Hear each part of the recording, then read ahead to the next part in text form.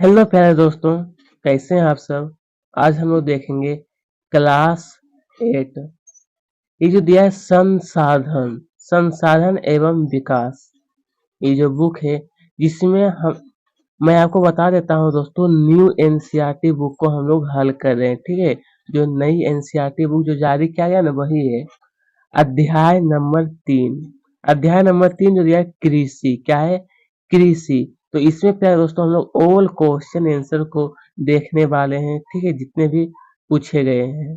तो चलिए हम लोग अब शुरू करते हैं। यहाँ पर देखिए दोस्तों, अभ्यास का है, निम्नलिखित प्रश्नों के उत्तर दीजिए। निम्नलिखित प्रश्नों के उत्तर दीजिए। नंबर 1, कृषि आखिर क्या है कृषि। तो इसके बारे में आप सबको लिखना है कि कृषि फसलों कृषि जो वो फसलों, फलों, सब्जियों, फूलों को उगाना और पशुपालन संबंधी सभी क्रियाएं कृषि कहलाती है। कृषि एक प्राथमिक क्रिया है। कृषि क्या है दोस्तों, एक प्रकार का प्राथमिक क्रिया है। ठीक है, एक होता है द्वितीय क्रिया, एक होता है तृतीय क्रिया, लेकिन कृषि जो प्राथमिक क्रिया के अंतर्गत आता है। उसके बाद देखिए नंबर 2 में कहा गया है, कहा कि उन कारकों का नाम बताइए जो कृषि को प्रभावित कर रहे हैं।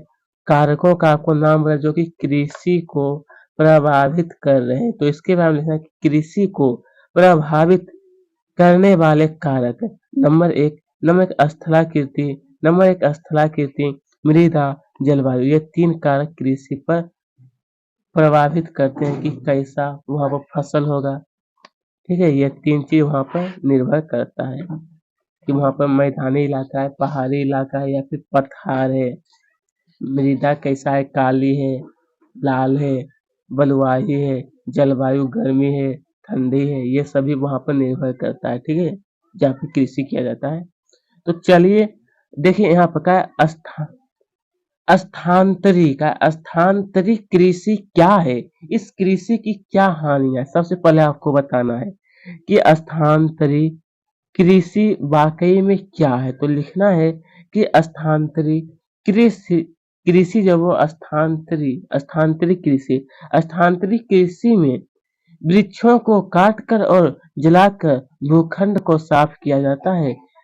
तब राख को मृदा में मिलाया जाता है और फसलों को उगाया जाता है। भूमि की उर्वरता की समाप्ति के बाद यह भूमि छोड़ दी जाती है और कृषक नए भूखंड पर चला जाता है। इसे कर्तन एवं दहन कृषि भी कहा जाता है। यह कर्तन या फिर दहन कृषि भी कहा जाता है। ठीक है, बस सही आपको लिखना था। उसके बाद देखिए फिर कहा गया था आपको हानियां लिखना था। तो लिखना है कि मृदा अपरदन इससे होता है। इससे क्या होता है दोस्तों, मृदा अपरदन, वनों का ह्रास होता है और पर्यावरण भी प्रभावित होता है। बाकी यही 3 पॉइंट लिखना है कि मृदा अपरदन, वनों का ह्रास मतलब की वनों की कमी हो, जो इससे क्या कमी होगा ना वनों का। जब कहता है कि वनों को लकड़ी को जला करके उसमें मिट्टी में राख को मिलाया जाता है, तो इससे वन में भी कमी होगा, पर्यावरण भी प्रभावित होगा, इसलिए ऐसा नहीं करना चाहिए। चलिए, अब है रोपण कृषि क्या है। ये जो रोपण कृषि है दोस्तों, आखिर वह क्या है। तो लिखना है कि रोपण कृषि, जिसमें से 1 नंबर में लिखना है कि रोपण कृषि वाणिज्यिक कृषि का एक प्रकार है। किसका दोस्तों, तो वाणिज्यिक कृषि जो उसका ही एक प्रकार है। इसमें बड़े पैमाने पर श्रम और पूंजी की आवश्यकता होती है। बड़े पैमाने पर श्रम भी लगते हैं, मेहनत भी लगता है, और पूंजी की भी आवश्यकता बहुत अधिक होती है।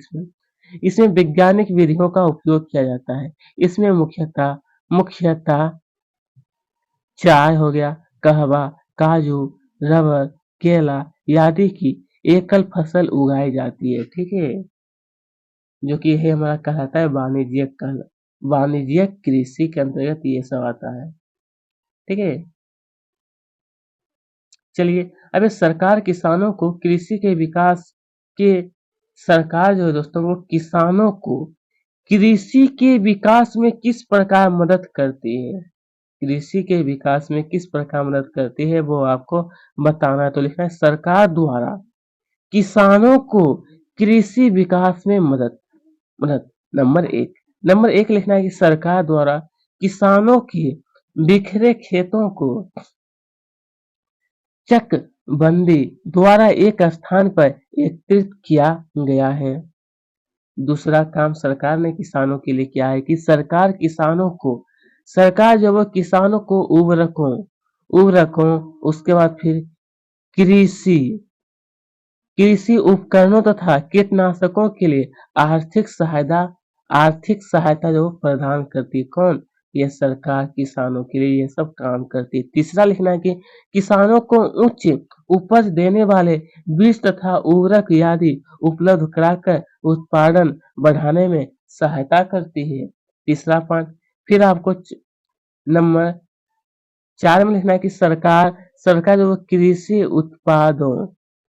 कृषि उत्पादों के भंडारण तथा वितरण की सुविधा प्रदान करती है। ठीक है। और एक चीज मैं और भी बताता हूँ दोस्तों, जब किसान जो होता है अगर वो अनाज को जब बाजार लेके जाते हैं वो बेचने के लिए, तो उस पर जीएसटी भी किसान से नहीं लिया जाता है। ठीक है, यह भी आपको ध्यान में रखना है। जीएसटी का मतलब जो टैक्स होता है ना, वो नहीं लिया जाता है। चलिए अब देखते हैं क्या सही उत्तर को चिन्हित कीजिए कि कौन सा सही होगा। उद्यान कृषि का अर्थ ऑप्शन दिया है गेहूं उगाना, आदित्य कृषि या फिर फलों व सब्जियों को उगाना। इसका सही उत्तर हो जाएगा फलों व सब्जियों का उगाना। इसको हम लोग कहते हैं उद्यान कृषि। उद्यान कृषि का अर्थ क्या होता है दोस्तों? फलों व सब्जियों का उगाना। मैं एक चीज आपको ध्यान देते हैं दोस्तों, मैं 1 से 2 बार ही रिपीट करता हूँ ताकि आपको ध्यान में रह सके। आपके मस्तिष्क में जाके ध्यान में रहना चाहिए ये सब बातें। ठीक है, इसलिए मैं आपको कभी कभी रिपीट भी कर देता हूँ। चलिए अब ये सुनहरा रेशा से अभिप्राय है। आखिर सुनहरा रेशा जो उससे क्या अभिप्राय है? यहाँ पर ऑप्शन दिया कि चाय, कपास, पटसन, उसके बाद फिर एक और दिया पट्स।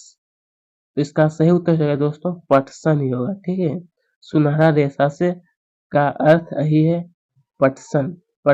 अभी कॉफी का प्रमुख उत्पादक है ब्राजील, भारत, रूस। इसका सही उत्तर होगा दोस्तों ब्राजील।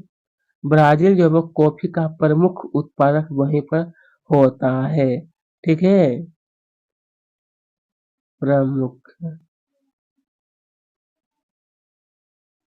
चलिए अब एक कारण बताना है आपको, जिसका कि यहाँ कहा गया है कि भारत में कृषि एक प्राथमिक क्रिया है।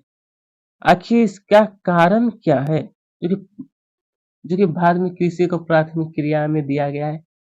इसको जैसे प्राथमिक क्रिया तो एक होता है द्वितीय क्रिया, एक होता है तृतीय क्रिया। द्वितीय क्रिया में जो होता है वो ये हमारा आ जाता है व्यापार जो करता है ना, बिजनेस, वो आता है।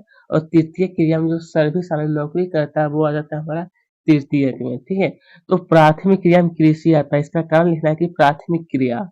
इन्हें प्राथमिक क्रियाओं के अंतर्गत उन सभी क्रियाओं को शामिल किया जाता है जिनका संबंध प्राकृतिक संसाधनों के उत्पादन और निष्कर्षण से होता है। भारत की कृषि में फलों फसलों, सब्जियों, फलों को उगाना और पशुधन पालन शामिल है। सभी क्रिया प्राथमिक क्रिया के अंतर्गत आती है, इसलिए कृषि को प्राथमिक क्रिया प्राथमिक क्रिया है।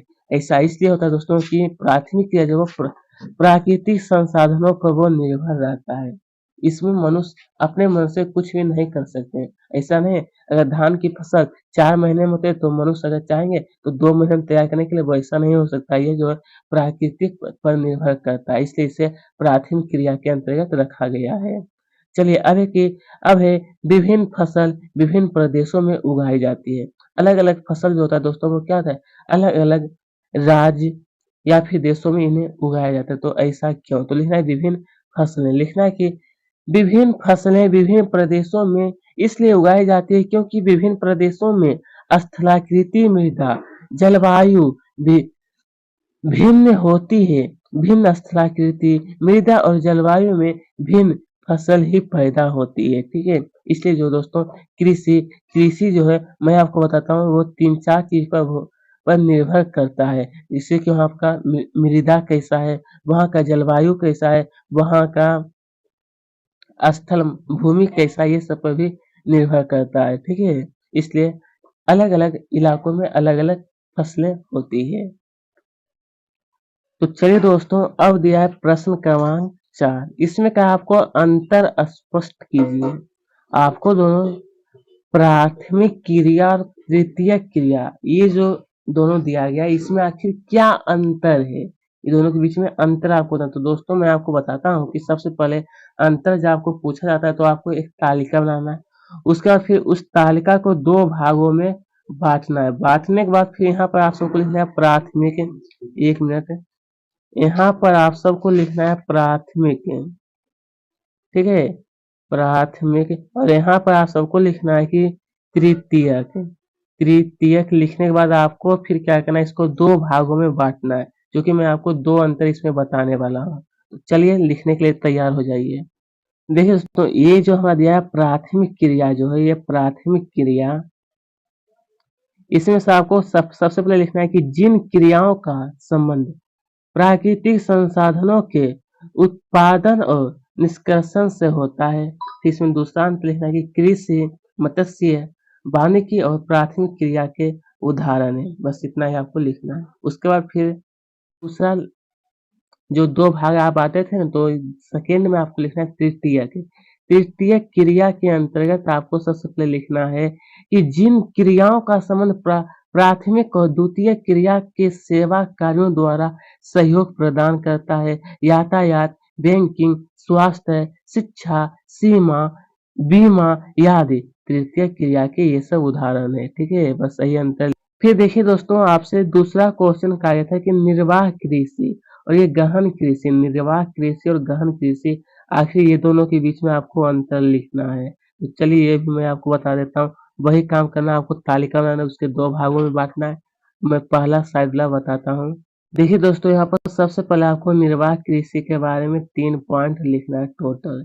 नंबर 1 में लिखना है कि केवल कृषक परिवार की आवश्यकताओं को पूरा करने के लिए की जाने वाली कृषि निर्वाह कृषि कहते हैं। ठीक है, उसके बाद दूसरा लिखना है कि निर्वाह कृषि के अंतर्गत एक वर्ष में केवल एक ही फसल उगाई जाती है। किसके अंतर्गत? तो निर्वाह कृषि के अंतर्गत।